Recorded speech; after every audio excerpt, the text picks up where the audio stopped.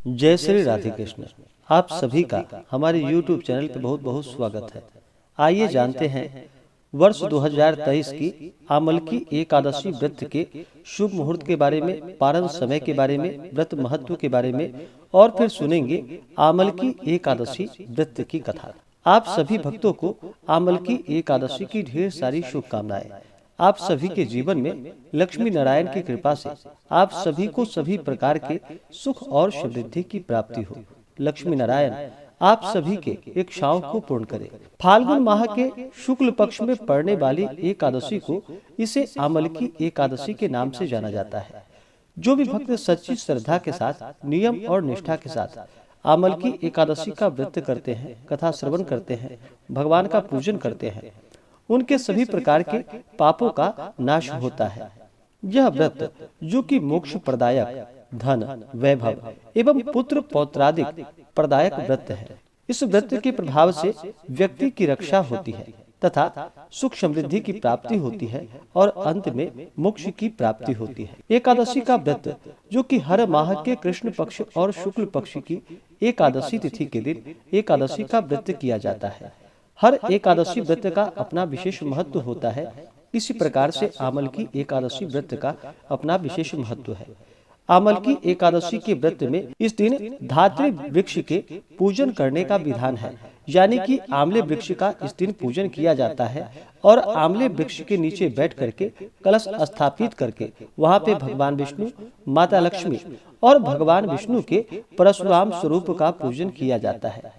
इससे व्यक्ति के सभी प्रकार के पापों का नाश होता है। जो भी एकादशी का व्रत करते हैं उन्हें एकादशी व्रत के लिए दशमी के दिन से ही व्रत में नियमों का पालन करना चाहिए। दशमी तिथि के दिन सूर्यास्त होने से पहले ही शुद्ध और सात्विक आहार ग्रहण करनी चाहिए। रात्रि ब्रह्मचर्य का पालन करते हुए भगवान नाम का स्मरण करते हुए सोना चाहिए और एकादशी तिथि के दिन सुबह ब्रह्म मुहूर्त में उठ करके नित्य क्रियाओं से निवृत्त हो करके गंगा नदी या घर के नहाने के पानी में ही थोड़ा सा गंगा जल मिला करके स्नान करना चाहिए। शुद्ध वस्त्र धारण करना चाहिए और व्रत का संकल्प लेना चाहिए। भगवान विष्णु, माता लक्ष्मी, भगवान परशुराम से प्रार्थना करनी चाहिए कि आज मैं एकादशी का व्रत करने जा रहा हूँ या करने जा रहे हूँ। इस प्रकार से भगवान से प्रार्थना करें कि मेरे सभी प्रकार के पाप और ताप नष्ट हों। आपके मन में जो भी इच्छा हो, जो भी कामना हो, वह प्रभु से कहे और कहे कि हमें पुण्य फलों की प्राप्ति हो, हमारे सभी प्रकार के कार्यों की सिद्धि हो, आप हमें आशीर्वाद प्रदान करें। इस प्रकार से भगवान से प्रार्थना करते हुए एकादशी तिथि के दिन जो कि दिन रात्रि उपवास रह करके सुबह और शाम के वक्त भगवान विष्णु, माता लक्ष्मी, धात्री वृक्ष और भगवान परशुराम का पूजन करना चाहिए। जो उपवास नहीं रह पाते हैं वो एक समय फलाहार ग्रहण करें और जहाँ तक हो सके आमलकी एकादशी की रात्रि जो कि जागरण आदि का कार्य अवश्य ही करना चाहिए। जागरण करने से व्रत का कई गुना पुण्य फल बढ़ जाता है, तो रात्रि जागरण करनी चाहिए और द्वादशी तिथि के दिन जा करके सुबह नित्य क्रियाओं से निवृत्त होकर के स्नान करके शुद्ध वस्त्र धारण करे और भगवान का पूजन कर ले, आरती कर ले। उसके बाद ब्राह्मणों को भोजन करवाएं, ब्राह्मणों को दान और दक्षिणा दे और फिर व्रत का पारण समय के अनुसार करना चाहिए। तो आइए जानते हैं आमलकी एकादशी के शुभ मुहूर्त के बारे में। फाल्गुन मास शुक्ल पक्ष एकादशी तिथि प्रारंभ समय जो कि 2 मार्च 2023 दिन गुरुवार सुबह 6:41 और एकादशी तिथि की जो समाप्ति होगी वह 3 मार्च 2023 दिन शुक्रवार सुबह 9:12 पे। तो हमें सूर्योदय व्यापनी और द्वादशी युक्त शुद्ध रूप से जो समय प्राप्त हो रहा है वह समय 3 मार्च 2023 दिन शुक्रवार को प्राप्त हो रहा है। तो इस दिन इस व्रत को किया जाएगा और आमलकी एकादशी व्रत का पारण जो कि 4 मार्च 2023 दिन शनिवार को व्रत का पारण किया जाएगा। एकादशी व्रत का पारण जो कि हरिवासर समाप्त होने के बाद करना चाहिए और हरिवासर का जो समय होता है वह समय द्वादशी तिथि का पहला चौथाई हिस्सा वह हरिवासर का होता है। तो इसके समाप्ति के बाद ही व्रत का पारण करना चाहिए। तो आमलकी एकादशी व्रत का पारण 4 मार्च को किया जाएगा और पारण का जो समय होगा शनिवार के दिन वह समय सुबह 6:48 से सुबह 9:09 तक आमलकी एकादशी व्रत का पारण किया जाएगा। इस बार आमलकी एकादशी व्रत का पारण जो कि गौधन्या पारणम यानी कि गाय के दूध के दही से व्रत का पारण किया जाएगा। यह संभव ना हो पाए तो आप तुलसी दल जल से व्रत का पारण करें या फल से व्रत का पारण करें।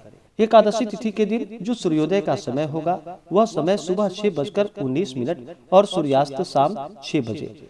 राहु काल का जो समय होगा वह समय सुबह 10:42 से दोपहर 12:10 तक एकादशी तिथि के दिन राहु काल का समय होगा। राहु काल समय के दौरान कोई भी शुभ कार्य या नया कार्य नहीं करना चाहिए, यह लाभप्रद नहीं होता है। इस बार आमल की एकादशी के दिन जो कि सर्वार्थ सिद्धि योग भी बन रहा है, जो कि सुबह 6:45 से दोपहर 3:43 तक सर्वार्थ सिद्धि योग होगा। तो आइए अब सुनते हैं आमल की एकादशी व्रत की कथा। अगर आप आमल की एकादशी व्रत कथा के लिए अन्नदान, वस्त्रदान आदि के लिए ब्राह्मण दक्षिणा देना चाहते हो तो आप अपने श्रद्धा और सामर्थ्य के अनुसार हमें डिस्क्रिप्शन में जाकर के वहां से गूगल पे, फोन पे या अकाउंट नंबर के माध्यम से आप अपने श्रद्धा और सामर्थ्य के अनुसार हमें ब्राह्मण दक्षिणा प्रदान कर सकते हैं। तो आइए सुनते हैं आमल की एकादशी व्रत की कथा। तो बोलिए प्रेम से भगवान विष्णु की जय, माता लक्ष्मी की जय, भगवान श्री कृष्ण की जय, एकादशी माता की जय, भगवान परशुराम की जय, सर्वदेवी देवता की जय। आमल की एकादशी व्रत कथा के अनुसार एक समय अयोध्या नरेश महाराज मानधाता ने अपने कुल गुरु महर्षि वशिष्ठ जी से पूछा कि हे भगवान, कोई अत्यंत उत्तम और अनुपम फल देने वाले व्रत का इतिहास आप मुझसे वर्णन कीजिए, जिसके सुनने से मेरा कल्याण हो।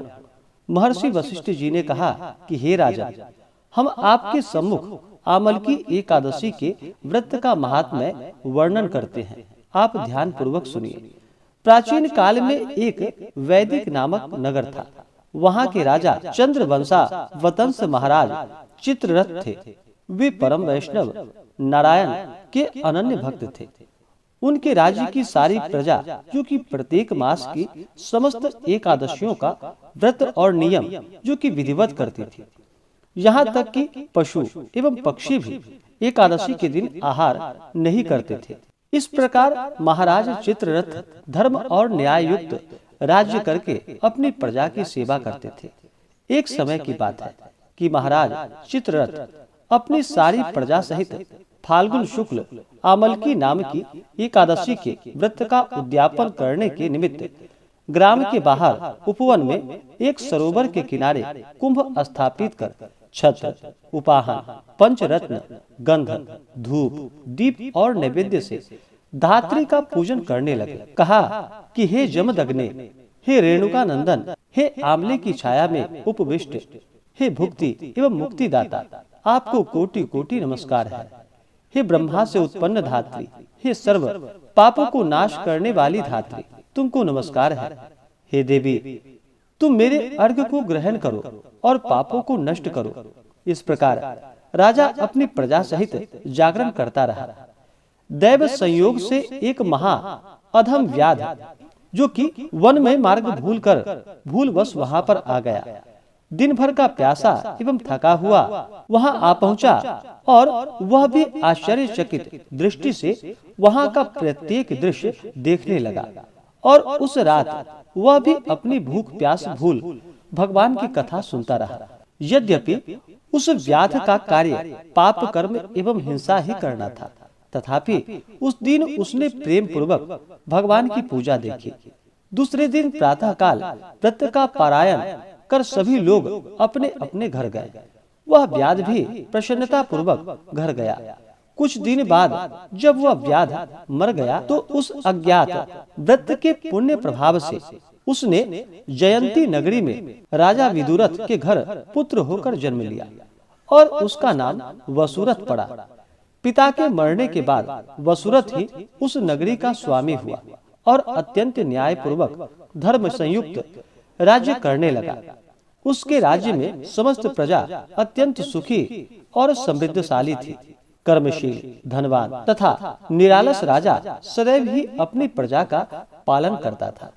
एक दिन वह राजा शिकार करने के विचार से अपनी सेना और सेनापतियों के साथ वन में गया। संयोगवश एक मृग का पीछा करते हुए वह अपने सभी साथियों से अलग होकर एक महाभयानक जंगल में फंस गया। भूख और प्यास से व्याकुल हो एक वट वृक्ष के नीचे बैठकर विश्राम करने लगा। सुंदर शीतल और स्वच्छ वायु के झकोरों ने शीघ्र ही उसको निद्रा देवी की गोद में डाल दिया। राजा सभी सुध बुध भूल अचेत हो गया। उसी समय वहां पर बहुत से जंगली डाकुओं का दल वहां पर आ पहुंचा और राजा को सोता देख नाना प्रकार के दुर्वाक्यों को कहता हुआ राजा को मारने के लिए झपटा और एक साथ ही राजा पर अनेक प्रकार के सहस्त्रों अस्त्रों का प्रहार कर दिया।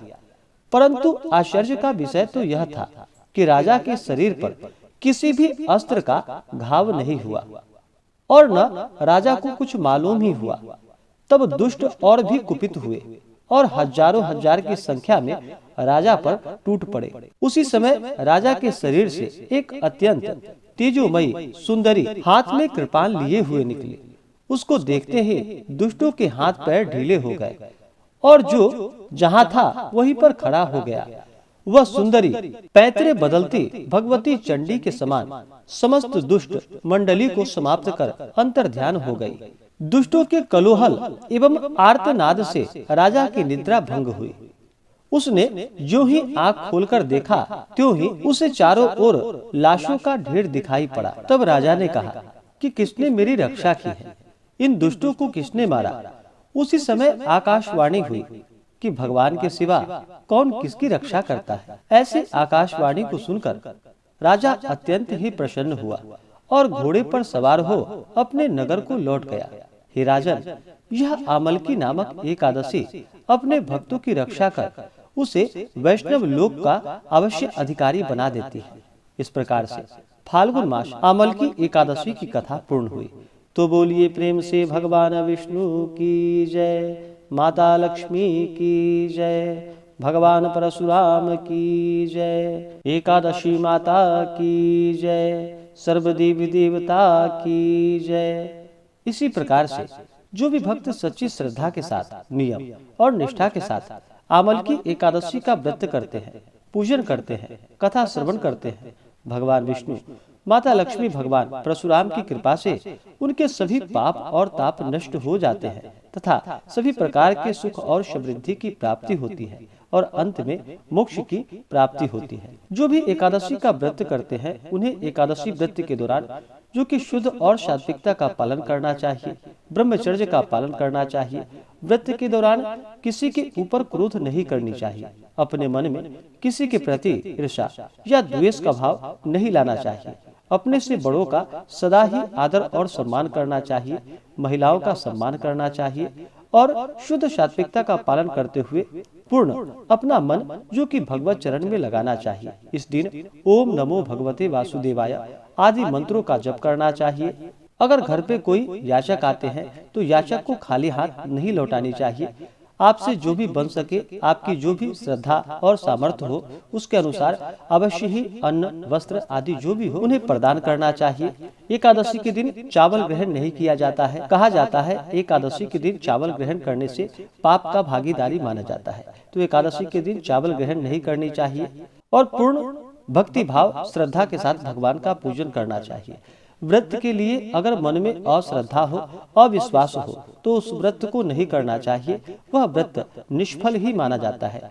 तो पूर्ण श्रद्धा भक्ति भाव के साथ ही व्रत को धारण करना चाहिए, तभी जाकर के पुण्य फलों की प्राप्ति हो पाती है।